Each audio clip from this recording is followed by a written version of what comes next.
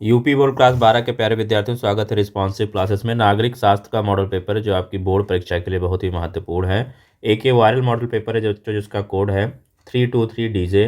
बच्चों, आपका पूर्णांक कितना होगा? 100 अंकों का होगा और समय आपको परीक्षा मिलेंगे 3 घंटे लिखने के लिए और 15 मिनट आपको प्रश्न पत्र पढ़ने के लिए निर्धारित किया गया है। तो पूरे ही मॉडल पेपर का मैं यहाँ पे एनालिसिस करने वाला हूँ। सभी प्रश्नों के उत्तर मैं आपको बताऊँगा, तो सभी लोग पूरा वीडियो शुरुआत से लेकर अंत तक जरूर देखेंगे। कुछ सामान्य निर्देश की बात करें तो बच्चों, प्रारंभ के 15 मिनट परीक्षार्थियों को प्रश्न पत्र पढ़ने के लिए निर्धारित किया गया है।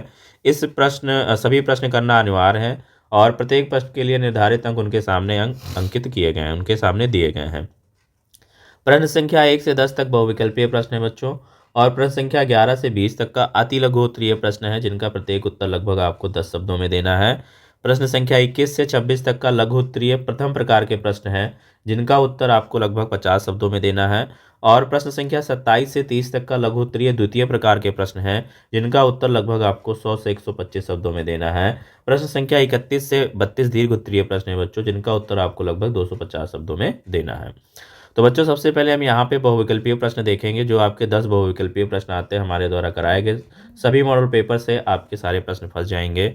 नोट में देखें क्या लिखा है कि निम्नलिखित प्रश्नों में से प्रत्येक के 4 विकल्प दिए गए हैं जिनमें से केवल एक ही उत्तर सही है। सही उत्तर चुनकर उसे अपनी उत्तर पुस्तिका में लिखिए। देखिए, पहला प्रश्न पूछा गया है कि बांग्लादेश का गठन कब हुआ था। बांग्लादेश का गठन कब हुआ? 1970, 1971, 1975, 1991। तो बांग्लादेश का गठन बच्चों 1971 में हुआ था। ऑप्शन नंबर बी सही हो जाएगा। 16 दिसंबर 1971 को बांग्लादेश स्वतंत्र हुआ। दूसरा प्रश्न पूछा बच्चों की प्रश्न संख्या दूसरा है, बर्लिन की दीवार कब बनाई गई थी। बर्लिन की दीवार कब बनाई गई थी? 1950, 1955, 1961, 1965। तो बिल्कुल 1961, ऑप्शन नंबर सी सही हो जाएगा। यहाँ पे बर्लिन की दीवार कब बनाई गई? 1961 में शीत युद्ध के दौरान बर्लिन की दीवार जो है खड़ी की गई थी। फिर प्रश्न संख्या तीसरा हम यहाँ पे देखेंगे, निम्न में से कौन सा देश दक्षिण एशिया में शामिल हुआ। निम्न में से कौन सा देश दक्षिण एशिया में शामिल हुआ? भारत, पाकिस्तान, श्रीलंका। इनमें से कौन सा देश दक्षिण एशिया में शामिल है? तो उन देशों को नाम यहाँ पे दिए गए हैं, वो बताना है कि दक्षिण एशिया में इनमें से कौन से देश हैं। तो भारत, पाकिस्तान, श्रीलंका या फिर ये सभी।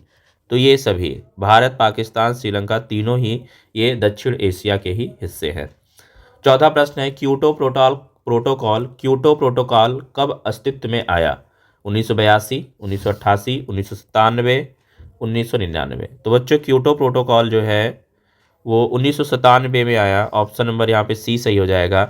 जापान के क्योटो में इस संधि को अपनाया गया। पांचवा प्रश्न यहाँ पे बनता है, सार्क का 18वां शिखर सम्मेलन किस देश में हुआ? भारत, पाकिस्तान, श्रीलंका, नेपाल। तो बच्चों, सार्क का 18वां शिखर सम्मेलन नेपाल में हुआ। यह सम्मेलन 2014 में काठमांडू में आयोजित हुआ, नेपाल के काठमांडू में आयोजित हुआ। अब बच्चों, आप कमेंट करके बताएंगे सार्क का पूरा नाम। सार्क का पूरा नाम, ये अति लघु उत्तरीय प्रश्न पूछा जाता है, इसको आप कमेंट करके बताएंगे। छठा प्रश्न है, संपूर्ण क्रांति के जनक कौन है?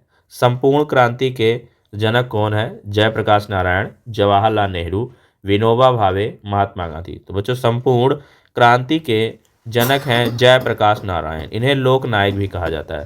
जयप्रकाश नारायण को लोक नायक भी कहा जाता है। क्या कहा जाता है? लोक नायक भी कहा जाता है। सातवां प्रश्न है बच्चों, संयुक्त राष्ट्र संघ का मुख्यालय कहाँ स्थित है? न्यूयॉर्क में, रोम में, नई दिल्ली में, पेरिस में। तो संयुक्त राष्ट्र संघ का मुख्यालय बच्चों न्यूयॉर्क में स्थित है। ऑप्शन नंबर ए यहाँ पे सही हो जाएगा। चलिए बढ़ते हैं। अगला प्रश्न है आठवां, मानव जाति को किस खतरा है? किससे खतरा है? मानव जाति को किससे खतरा है? ठीक है, परमाणु हथियारों से, आतंकवाद से, प्राकृतिक आपदाओं से, ये सभी। तो मानव जाति को इन सभी चीज़ों से खतरा है। परमाणु हथियारों, अगर युद्ध छिड़ गया तो परमाणु हथियारों से भी खतरा है। आतंकवाद से तो खतरा बना ही रहता है, और अगर प्राकृतिक आपदाएं आ गई तो भी मानव जाति को नुकसान हो सकता है। तो इन तीनों से ही खतरा, यानी ऑप्शन नंबर डी से हो जाएगा, ये सभी। नवा प्रश्न है बच्चों, यूनेस्को का संबंध किससे है? शिक्षा और संस्कृति, स्वास्थ्य और शिक्षा, व्यापार और वाणिज्य, कृषि और तकनीकी। तो बच्चों, यूनेस्को का संबंध किससे है? यूनेस्को का संबंध बच्चों शिक्षा और संस्कृति से। ऑप्शन नंबर पहला यहाँ पे सही हो जाएगा। बच्चों कमेंट करके आप बताएंगे यूनेस्को का फुल फॉर्म, यूनेस्को का फुल फॉर्म क्या है, ये कमेंट करके बताएंगे। 10वां प्रश्न है, निम्नलिखित में से कौन संयुक्त राष्ट्र संघ का अंग है? सुरक्षा परिषद, सचिवालय, महासभा, इनमें से सभी। तो इनमें से कौन संयुक्त राष्ट्र संघ का अंग है? सुरक्षा परिषद, सचिवालय, महासभा, ये तीनों ही संयुक्त राष्ट्र संघ के अंग है, यानी ऑप्शन नंबर डी आपका सही हो जाएगा, इनमें से सभी। बच्चों यहाँ पे हम अति लघु उत्तरीय प्रश्न देखेंगे जिनका उत्तर आपको मात्र 10 शब्दों में देना है, प्रत्येक 2 नंबर के मिल होंगे, यानी 2 अंक यहाँ से आपको मिलेंगे। प्रश्न संख्या 11 है, चीन किस महाद्वीप में स्थित है? तो चीन एशिया महाद्वीप में स्थित है। 12वां प्रश्न है, नेपाल में राजतंत्र को कब समाप्त किया गया? तो नेपाल में पिछले 240 वर्षों से चले आ रहे राजतंत्र को 28 मई 2008 को समाप्त किया गया और नेपाल में गणतंत्र की स्थापना हुई। 13वां प्रश्न है, भारतीय संसद पर आतंकवादी हमला कब हुआ? तो भारतीय संसद पर आतंकवादी हमला दिसंबर 2001 में हुआ। WTO का पूरा नाम लिखिए। तो WTO का पूरा नाम है बच्चों विश्व व्यापार संगठन, वर्ल्ड ट्रेड ऑर्गेनाइजेशन। 15वां प्रश्न है, सामाजिक सुरक्षा कवच से क्या अभिप्राय है? तो जो सुविधाएं लोगों को सामाजिक सुरक्षा प्रदान करती हैं उन्हें सामाजिक सुरक्षा कवच कहते हैं। 16वां प्रश्न है बच्चों, वैश्वीकरण क्या है? तो वैश्वीकरण से अभिप्राय किसी वस्तु, सेवा, पूंजी और बौद्धिक संपदा को का एक देश से दूसरे देश के साथ अप्रतिबंधित आदान प्रदान है। बच्चों भारतीय संविधान के बुनियादी ढांचे के किन्हीं 2 तत्वों का नाम लिखिए। तो संविधान की सर्वोच्चता और कानून का शासन। 18वां प्रश्न है, विश्व के किन्हीं 4 देशों के नाम लिखिए जो अपनी लोकतांत्रिक व्यवस्था के लिए प्रसिद्ध है। तो भारत, अमेरिका, इंग्लैंड और फ्रांस। 19वां प्रश्न है, किन्हीं 2 बहुउद्देशीय नदी परियोजनाओं के नाम लिखिए। तो भाखड़ा नागल परियोजना और हीराकुंड परियोजना। शिमला समझौता किन 2 देशों के बीच हुआ बच्चों? तो शिमला समझौता भारत और पाकिस्तान के बीच हुआ। लघु उत्तरीय प्रश्न में देखेंगे। लघु उत्तरीय प्रथम प्रकार का पहला प्रश्न है 21वां वाला, शांति सेना क्या थी, इसे सफलता क्यों नहीं मिली? तो शांति सेना यानी पीस कीपिंग फोर्स मुख्य रूप से 1987 के भारत श्रीलंका समझौते के तहत श्रीलंका भेजी गई। भारतीय सेना IPKF को कहा जाता है। इसका उद्देश्य श्रीलंका में गृह युद्ध समाप्त करना और तमिल विद्रोहियों को निःशस्त्र करना था। विफलता के मुख्य कारण, तो उद्देश्य में स्पष्टता का अभाव। सेना को शांति बनाए रखने के लिए भेजा गया था, लेकिन उसे LTE के साथ युद्ध लड़ना पड़ा। स्थानीय विरोध की बात करें तो श्रीलंका के तमिलों और सिंगली दोनों ही समुदायों ने भारतीय सेना की मौजूदगी को अपने देश में हस्तक्षेप माना। रणनीतिक चूक, भारतीय खुफिया जानकारी और गुरिल्ला युद्ध की तैयारी में कमी के कारण सेना को भारी नुकसान हुआ। क्या आप श्रीलंका में भारतीय शांति सेना के इस मिशन में भी चलिए, ये आप लाइन नीचे की नहीं याद करेंगे, यहाँ तक का आपका है। फिर बच्चों यहाँ पे 22वां प्रश्न है, संयुक्त राष्ट्र संघ के किन्हीं 4 प्रमुख अंगों के नाम लिखिए। तो संयुक्त राष्ट्र संघ यानी UN के 4 प्रमुख अंग निम्नलिखित है, महासभा, सुरक्षा परिषद, आर्थिक एवं सामाजिक परिषद, अंतर्राष्ट्रीय न्यायालय। तो इन चारों के बारे में लिखा है। महासभा क्या है, यानी जनरल असेंबली। यह UN का एक मुख्य विचार विमर्श करने वाला अंग है जहां सभी सदस्य देशों को समान प्रतिनिधित्व प्राप्त है। सुरक्षा परिषद की बात करें तो इसका मुख्य कार्य अंतर्राष्ट्रीय शांति और सुरक्षा बनाए रखना है। इसमें 5 स्थायी और 10 अस्थायी सदस्य होते हैं। आर्थिक एवं सामाजिक परिषद, यह परिषद दुनिया भर में आर्थिक, सामाजिक और पर्यावरणीय लक्ष्यों को प्राप्त करने के लिए समन्वय करती है। अंतर्राष्ट्रीय न्यायालय, इंटरनेशनल कोर्ट ऑफ जस्टिस, यह संयुक्त राष्ट्र का प्रमुख न्यायिक अंग है जो देशों के बीच कानूनी विवादों को सुलझाता है। शॉक थेरेपी क्या है, संक्षेप में समझाइए। शॉक थेरेपी का शाब्दिक अर्थ है बच्चों आघात पहुंचाकर उपचार करना।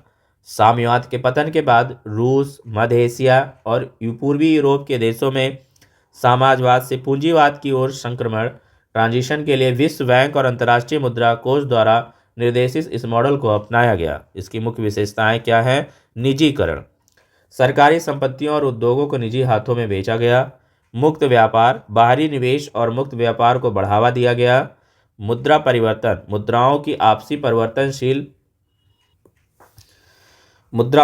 मुद्राओं की आपसी परिवर्तनीयता पर जोर दिया गया। परिणाम, यह मॉडल काफ़ी हद तक विफल रहा क्योंकि इसने रूस के औद्योगिक ढांचे को तहस नहस कर दिया और भारी आर्थिक विषमता पैदा कर दी। क्या आप जानना चाहेंगी शॉक थेरेपी के कारण? ये भी आपका ये नहीं पढ़ना है। फिर अगला प्रश्न आ जाइए, 24वां है, द्विराष्ट्र के सिद्धांतों से क्या अभिप्राय है? द्विराष्ट्र यानी टू नेशन थेरेपी का मुख्य आधार यह धारणा थी कि भारत में दो प्रमुख समुदाय हिंदू और मुसलमान केवल धार्मिक रूप से अलग नहीं बल्कि वे दो अलग। द्विराष्ट्र के सिद्धांतों से क्या अभिप्राय है? To nation theory. द्विराष्ट्र सिद्धांत का मुख्य आधार यह धारणा थी कि भारत में दो प्रमुख समुदाय हिंदू और मुसलमान केवल धार्मिक रूप से अलग नहीं बल्कि वे दो अलग राष्ट्र हैं। इस सिद्धांत को मुख्य बिंदु निम्नलिखित हैं प्रतिपादक। इस सिद्धांत का मुख्य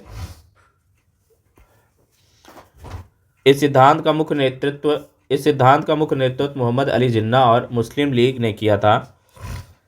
उनका मानना था कि दोनों समुदायों की संस्कृति, इतिहास और रीति रिवाज इतने भिन्न हैं कि वे एक लोकतांत्रिक देश में एक साथ नहीं रह सकते। परिणाम, इस सिद्धांत के कारण भारत के विभाजन की मांग उठी और अंततः 1947 में पाकिस्तान का जन्म हुआ। 25वां प्रश्न है, कारगिल संघर्ष के कारणों का उल्लेख कीजिए। कारगिल संघर्ष 1999 में भारत और पाकिस्तान के बीच जम्मू कश्मीर के कारगिल जिले में लड़ा गया एक सीमित युद्ध था। इसके मुख्य कारण निम्नलिखित थे। अनुप्रवेश, इनफिल्ट्रेशन, पाकिस्तान सैनिकों और कश्मीरी उग्रवादियों ने ऑपरेशन बद्र के तहत नियंत्रण रेखा LOC पार कर भारतीय क्षेत्र की खाली चोटियों पर कब्जा कर लिया था। रणनीतिक उद्देश्य, पाकिस्तान का लक्ष्य लेह श्रीनगर राजमार्ग NH1 को काटकर लद्दाख का संपर्क कश्मीर घाटी से तोड़ना था। सियाचिन का दबाव, पाकिस्तान भारत को सियाचिन ग्लेशियर से पीछे हटने के लिए मजबूर करना चाहता था। अंतर्राष्ट्रीयकरण, पाकिस्तान कश्मीर मुद्दे को वैश्विक स्तर पर उठाकर अंतर्राष्ट्रीय हस्तक्षेप चाहता था। हरित क्रांति क्या थी? अगला प्रश्न है, हरित क्रांति क्या थी? तो ग्रीन रिवॉल्यूशन, हरित क्रांति 1960 के दशक के मध्य में कृषि क्षेत्र में आया वह तकनीकी बदलाव था जिसने भारत को खाद्यान्न उत्पादन में आत्मनिर्भर बनाया।